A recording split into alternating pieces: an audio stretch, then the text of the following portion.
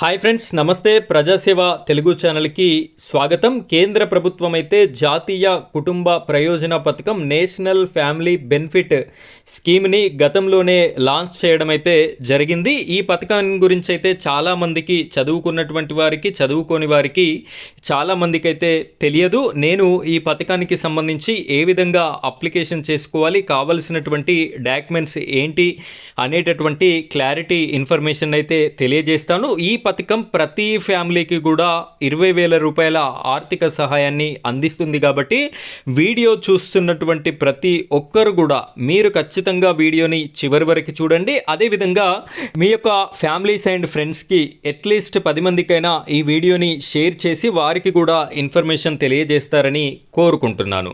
ఇక మనం వీడియో టాపిక్లోకి వెళ్ళిపోయే ముందు వీడియోని లైక్ చేయండి. ఆ వెంటనే వచ్చేటటువంటి హైప్ పాయింట్స్ కూడా వీడియోకి ఇస్తారని కోరుకుంటున్నాను.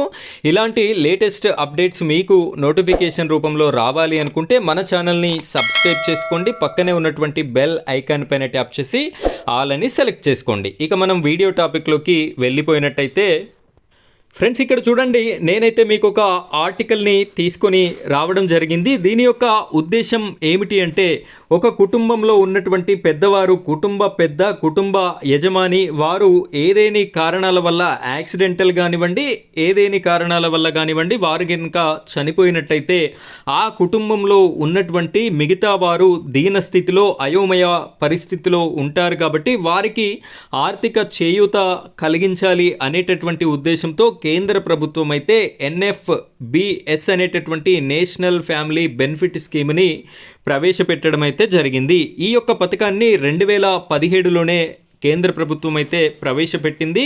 దీనికి అంత ప్రాచుర్యం పొందకపోవడం వల్లనో మరే ఇతర కారణాల వల్లనో కానీ ఈ యొక్క పథకానికి దరఖాస్తులు అయితే ఎక్కువగా రావడం లేదు.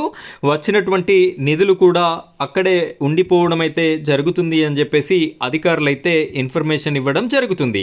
ఈ పథకంలో భాగంగా కుటుంబ పెద్ద చనిపోయినట్టయితే వారి కుటుంబంలో ఉన్నటువంటి మిగతా వారు అప్లికేషన్ పెట్టుకుంటే 20,000 రూపాయల ఆర్థిక సహాయాన్ని అయితే పొందేటటువంటి అవకాశం ఉంటుంది. ఈ పథకం ప్రతి ఫ్యామిలీకి అవకాశం అయితే ఇస్తుంది. ఏ విధంగా అప్లికేషన్ చేసుకోవాలో నేను మీకు ఈ వీడియోలో తెలియజేస్తాను. వీడియోని కంటిన్యూ చేయండి. ముందుగా ఇక్కడ అర్హుల గురించి మనం మాట్లాడుకున్నట్టయితే గ్రామాలు, పట్టణాల్లో నివాసం ఉంటున్న రైతు కూలీలు, అలానే చిన్న చితక పనులు చేసుకునే కార్మికులు, దారిద్ర్య రేఖకు దిగువన ఉన్నవారు మాత్రమే ఈ పథకానికి అర్హులు.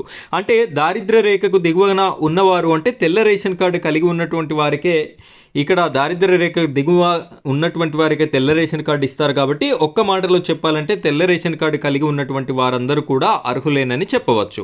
ఇక కుటుంబ పెద్ద అనుకోని కారణం వల్ల, ఏదైనా ప్రమాదం వల్ల మరణిస్తే వారు అప్లికేషన్ చేసుకోవడానికి 2 సంవత్సరాల సమయం ఉంటుంది. 2 సంవత్సరాల సమయంలో మీరు అప్లికేషన్ అయితే చేసుకోవాలి. అప్లికేషన్ చేసుకోవాలంటే ఖచ్చితంగా ఎవరైతే చనిపోయారో వారికి సంబంధించినటువంటి మరణ సర్టిఫికెట్ అంటే డెత్ సర్టిఫికెట్, అదేవిధంగా క్యాస్ట్ సర్టిఫికెట్ అయితే అవసరం అవుతాయి అని చెప్పేసి తెలియజేస్తున్నారు. వీటితో పాటుగా bank account, Aadhaar, ration card, కుటుంబ సభ్యుల వివరాలతో కూడిన ధృవీకరణ పత్రాలని దరఖాస్తుతో కలిపి ఎంపీడీఓ గారికి అయితే సమర్పించాల్సి ఉంటుంది.